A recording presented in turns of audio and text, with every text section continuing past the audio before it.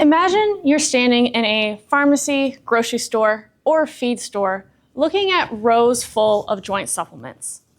Maybe you're considering options for your aging horse who's starting to show subtle signs of stiffness. Maybe you're managing a dairy cattle operation where mobility directly affects production. Or maybe you're looking for yourself after years of physical labor. You've heard conflicting stories. Your neighbor swears that their horse was cured overnight. An online forum insists that it's a placebo. Your friend's father spent hundreds with no results. Your colleague swears it saved their career. Meanwhile, you're just trying to decide, should I try it or not? This misconception is affecting decision-making care across both veterinary and medicinal practices. The misbelief is that oral joint supplements are either miraculous cure-alls or are worthless placebos with no effect for everyone. You've heard people say, studies show that supplements don't work, or this supplement cured my horse's lameness in 2 weeks. These comments are taking over discussions, and both of them are incorrect. Asking, do joint supplements work, is like asking, does medicine work, without specifying what medicine, for what patient, and in what disease. Now, the 3 groups that this affects most are equine athletes. Performance horses face wear and tear. It just comes along with the territory. These are valuable animals who contribute a lot more to the economy than you would believe. Livestock animals, particularly dairy cattle where mobility directly affects productivity. If your cattle can't walk to go get food or water because of pain, it's not just an animal welfare issue, it's also an economical one. And humans, whether managing osteoarthritis or age-related joint deterioration, they're just trying to manage the pain. The stakes are real. Premature culling of livestock animals, early retirement of horses, and humans stopping all activity due to pain. Now, why should you care as someone not in the horse industry? An economical impact study from 2023 was released by the Horse Council, who is a national association based in Washington, D.C. They represent many segments of the horse industry, including but not limited to animal welfare, equine nutrition, EPA management, taxes, and sports betting. According to this impact study, horses added 2.2 million jobs to the economy and $122 billion in salaries, wages, and benefits. With those jobs increasing, there's a bigger demand for trainers, riders, grooms, and laborers within the horse industry. Now, as these venues grow and barns grow, they either need bigger barns and venues or renovations, which provides jobs for construction workers and architects. Also, these hotels and restaurants around these venues are benefiting from them hosting because people need somewhere to stay and eat. Now, on the recreational side, I'm sure everyone here has gambled at some point in their life, whether it's in a casino, on a sports game, or the underdog in a horse race. Maybe you've gone to a friend's place wearing a big fun hat and drank mint juleps for the Kentucky Derby. Or while you're on vacation, you've gone on a trail ride. The horse industry is not just there to make money, but also for your pleasure. And this horse industry added $177 billion to the American economy in the year of 2023. Now, with the misconception of oral joint supplements, it creates 3 problems. 1, unrealistic expectations leading to premature abandonment. When people don't see drastic changes quickly, They tend to abandon supplementation entirely, when really research shows modest but gradual improvements without ever achieving perfect soundness. 2, we ask the wrong questions. Instead of asking, do they work, we should be asking, what bioavailable forms show effects? Or what disease severity has a response to this? And what's a realistic timeline we can expect to see results? And 3, we oversimplify joint health. Joints aren't either sound or lame exclusively. It's a spectrum ranging from optimum function to severe disease. Supplementation may take someone stuck on the couch due to pain and no activity to full function with manageable pain. But many people view this as supplements failing because it hasn't actually eliminated the disease, it's just managed it. Now, looking at some common ingredients for supplements, the first one is methylsulfonylmethane, aka MSM. MSM is a naturally occurring organosulfur found in fruits, veggies, grains, tea, coffee, and milk. Though the concentrations are small, so to achieve therapeutic doses, you have to supplement. It is FDA GRAS approved, generally recognized as safe, at dosages at 4.8 grams daily. MSM is rapidly absorbed in the body, about an hour in humans, with a half-life greater than 12 hours, meaning it stays active in the body. MSM suppresses inflammatory cytokines and normalizes cellular metabolism during stress. From this 2017 study, animal models showed reduced cartilage degradation over the progression of osteoarthritis. Glucosamine and chondroitin are arguably the two most recognizable ingredients for supplements. Glucosamine is part of the cartilage matrix, and in lab studies it showed reduced inflammatory damage to cells, and it supports the cartilage structure. Chondroitin is a part of the cartilage itself. It provides elasticity and resistance to compression. It also inhibits enzymes from breaking down the cartilage.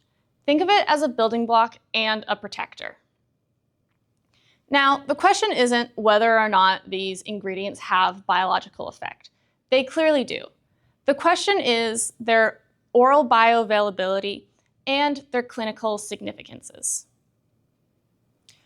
From this exercise study done in 2008 on MSM's effects on oxidative stress during exercise for horses, they took 24 jumping horses competing over 5 weeks, jumping 3 to 4 days a week. Horses were supplemented before exercise, and that consisted of a 20 to 30 minute warm-up followed by a 16 jump course. Once exercise was complete, blood samples were taken, and these blood samples showed reduced protein oxidation, decreased lipid peroxidation by 40%, which means free radicals aren't attacking lipids and therefore not creating toxic lipid byproducts. There was an increased total antioxidant capacity, and inflammatory markers were lowered. On top of this, nitric oxide was reduced by 37%, and an excess amount of nitric oxide leads to inflammation. And glutathione was preserved by 23%, and that protects the cells from oxidative stress. This kind of data matters because joint health isn't just about the wear and tear, it's also how it responds to inflammation, oxidative stress, and how the body can recover. Looking at this multi-species analysis from 2015, they looked at horses, rats, and swine when supplemented with chelated minerals of manganese, copper, and zinc. In the horse trial, they took 16 horses with existing lameness, and over 42 days, they assessed these supplemented horses using the American Association of Equine Practitioners lameness and visual analog scales evaluations. These supplemented horses had a better joint flexion pain response and cartilage synthesis markers over 6 weeks. In the rat experiments, as there were 2, the first one consisted of 54 rats assigned to either a control group, 1% joint supplement, or 2% joint supplement. In experiment 2, they had 48 rats assigned to either control, natural egg membrane, chelated minerals, or a mixture of the natural egg membrane and chelated minerals. The chelated mineral rats showed a reduction in pain, swelling, and degradation markers. Now, the biggest takeaway from this study was the swine study. They took 2 farms consisting of 6,400 pigs each, and over 3 years, these farms had over 1,800 replacement gilts and sows. One farm supplemented with inorganic trace minerals, and the other supplemented with a 50-50 ratio of inorganic and chelated minerals. The chelated minerals supplemented gilts showed a 9.1% lower removal rate and a 34.8% fewer culls due to locomotion than the inorganic supplemented gilts. On the sow side, the chelated mineral supplemented sows had a 23.6% lower removal rate and a 35.4% fewer culls due to locomotion. These lower rates and fewer culls means each pig can have more litters, and more litters per each pig means more money per pig. Now, looking on the human side of research, this systematic review looking at chondroitin and glucosamines effects on osteoarthritis showed that the findings were modest but meaningful benefits to improve function for mild to moderate osteoarthritis. The supplementation also had a better safety profile than long-term NSAID use, which is important given the gastrointestinal risks such as ulcers and bleeding, and the cardiovascular risks such as increased chance of heart attack and stroke that are associated with chronic NSAID therapy. These results were seen after 6 to 8 weeks, which solidifies that supplementation is not a quick fix. It also does not cure arthritis or get rid of arthritis. It is just a way to manage and make life easier.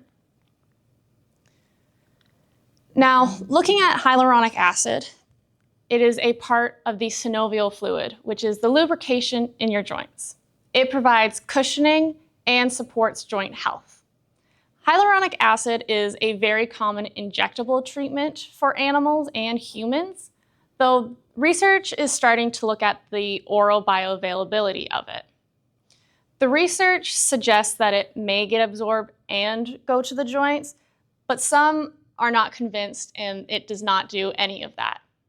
The evidence supports it may help with joint mobility and comfort, though the mechanism may not be direct. It may be through gut health or systematic inflammation rather than directly to the joint. Now, while there isn't a definitive answer on the oral bioavailability of hyaluronic acid, research is still being done to look at this. So people may ask, should I inject my horse or supplement orally? And both have their advantages and disadvantages. For injectable treatments, the advantages are direct joint delivery and a high dose concentration. But the disadvantages are a professional has to administer it, and that costs money. It's also a higher cost per treatment, and you have to worry about an infection in the joint anytime you go into the joint capsule. Along with that, it is not a permanent effect, so you may need to redo it in the future. On the flip side, with oral supplementation's advantages being convenient daily use, multi-joint benefits, lower cost, and no procedure, but their disadvantages are you have to worry about the bioavailability, it has a slower onset, and you have to worry about the comprehensive formulas for it. And many people view these as a competition between the two, when really they're complementary. Injectable treatments for short-term flare-ups, oral supplementation for long-term maintenance. The choice really depends on disease severity, urgency, and your treatment goals. Now, to apply this knowledge in the real world, livestock producers may want to consider supplementing when they start noticing mobility changes in their herd. That swine data supports long-term supplement use for production longevity. For horse owners, your middle-aged horse is going to get the most out of supplements. That is not saying that your semi-retired horse will not benefit from the supplements. The effect is just going to be more modest, but a reduction in pain is still an improvement in quality of life. The research also suggests that competition horses may benefit with MSM supplementation for antioxidant support during oxidative stress. And for humans, the research supports supplement use for the mild to moderate osteoarthritis symptoms, though there are realistic expectations to be had. Reduced pain without getting rid of the disease itself, though the supplements do have the better safety profile compared to NSAID use for many people. When considering a supplement, there are some things to think about. The first being the bioavailable form. Research supports chelated minerals and pharmaceutical-grade ingredients. Not all supplements are created equal. Comprehensive formulations. Synergistic effects have been documented. MSM and vitamin C work better together than either one alone. Multi-ingredient supplements may be more beneficial for your situation than single ingredients. An adequate trial period. Allow 4 to 8 weeks of supplementation before making an assessment. This allows the supplement's effects to be seen. And objective measures. Don't rely solely on subjective impressions. Use biomarkers when available, standardized pain evaluations, and functional assessments. This allows you to differentiate improvement from placebo or variable. So, oral joint supplements aren't miraculous cure-alls that can get rid of a disease overnight. They're also not a worthless placebo with no biological effect.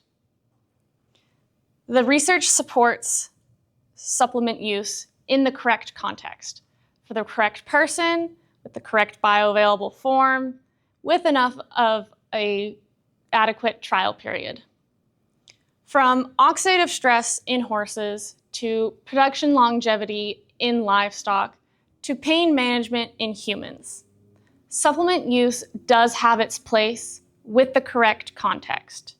So the next time someone tells you that supplements either work or don't work, you'll know that they've fallen for the misconception and that they haven't asked the questions of how does it work, for what individual, under what circumstance, and with what realistic timeline. That's the kind of thinking we all deserve.